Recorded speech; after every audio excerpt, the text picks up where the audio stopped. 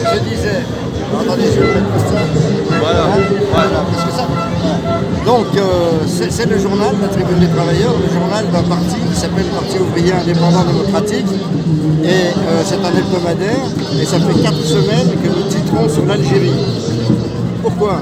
Parce qu'on pense qu'il y a une révolution qui se lève en Algérie, et que sans que les problèmes soient identiques d'un pays à l'autre, c'est le but que nous poursuivons, nous, dans chaque pays. Et par exemple, en France, on considère que le mouvement ouvrier doit s'unir pour rompre avec Macron, rompre avec la 5e République, et même internationalement, on est pour rompre avec l'Union européenne, qui impose à chaque pays des politiques de destruction de toutes les conquêtes démocratiques et ouvrières. Et je vais faire le lien avec l'Algérie, c'est que tout ça c'est une politique mondiale, et qu'aujourd'hui il y a plein de gens qui sont à l'affût du pétrole algérien, de toutes les ressources algériennes, et qui étaient bien contents de s'accommoder du régime de Bouteflika. Et que si on est cohérent, on se bat, nous, contre notre pouvoir, mais en même temps on est solidaire et on soutient le combat qui se passe en Algérie aujourd'hui. Tout à fait. Voilà. Qu'est-ce que vous pensez de la rumeur qui est en train de circuler en ce moment que la France bénéficie d'une gratuité totale du gaz algérien et c'est un des éléments secrets des accords d'Évian? Alors ça, je ne suis pas au courant. Vous me l'apprenez si c'est...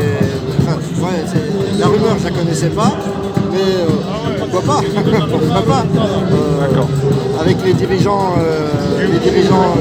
qui gouvernent les pays, on peut s'attendre à tout. Hein. Oui. Ça serait assez logique. Mais là, moi, j'ai aucune réponse autorisée à vous donner là-dessus. Et votre mouvement, qu'est-ce qu'il peut apporter aux Algériens, par exemple, sur le plan Notre mouvement, au niveau des en territoires France, français et à c'est de la l'international? solidarité. Maintenant, ce que notre mouvement, vous voulez dire, au plan international, le groupe qu'on a en Algérie, qui est là, parce qu'on a des camarades en Algérie, c'est le comité d'organisation des socialistes internationalistes, qui est un mouvement récent, mais lui, à travers les revendications qu'il défend, je pense que là, il répond. Là, je pense qu'il répond aux besoins du peuple algérien. Et vous avez des noms qui représentent ce mouvement en Algérie? Le Parti des Travailleurs, non? Le PT? Non, c'est des gens qui connaissent les gens du PT, mais qui ne sont pas d'accord du tout. Qui ne sont pas d'accord avec la direction, voilà. La direction du Parti des Travailleurs. Voilà. Moi, je ne suis pas pour faire des programmes. Hein.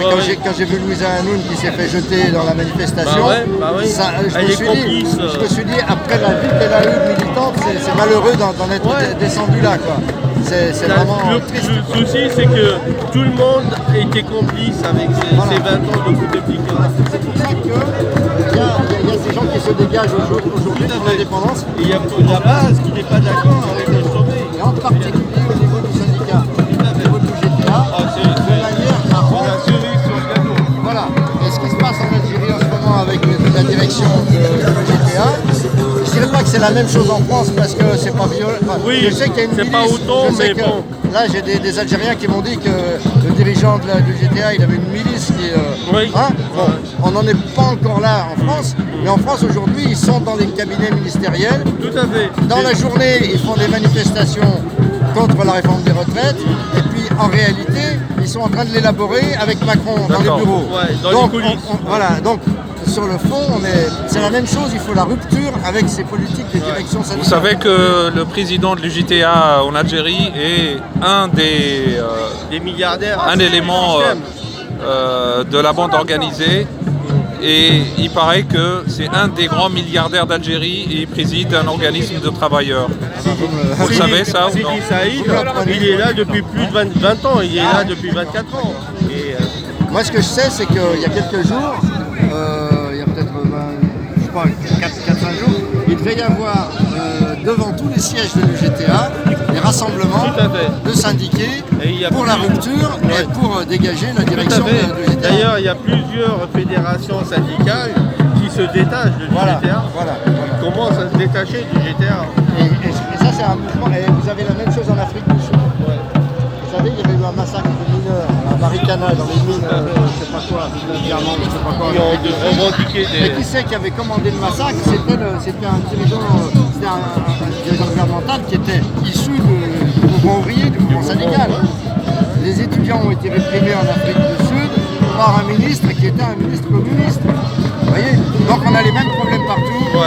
C'est la question de l'indépendance du mouvement ouvrier. Tout à fait. Et ça fonde. Tout à fait.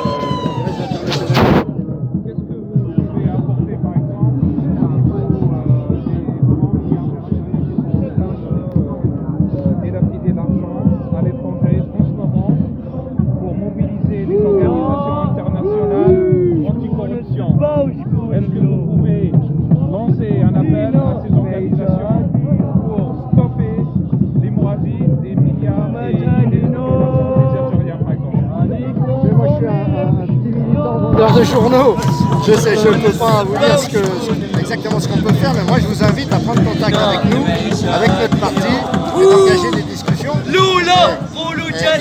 seront, les responsables de mon parti, ils seront bien plus, comment dirais-je, qualifiés que moi là, pour traiter cette question.